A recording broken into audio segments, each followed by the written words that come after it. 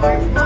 First, let me introduce myself. I'm Rowan Enriquez, but you can call me Wayne for short, and I am the role for today. By the way, under nga po pala kami sa CITO, Tourism Summit po. Updated po kami sa Department of Tourism also. Again, good morning everyone! Okay, I'm very sorry because nasira talaga yung kahapon okay guys, naririnig niyo po ba ako? Sana ulang narinig po.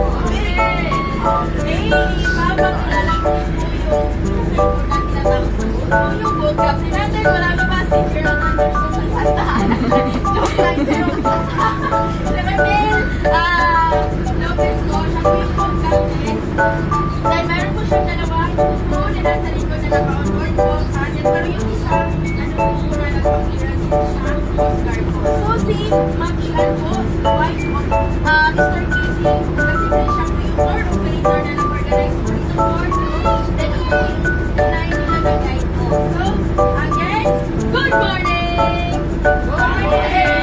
Ito po ako magpapatulong sa mga friendly reminders po natin about the board. Prayer naman. Okay, is there anyone else who can say a prayer?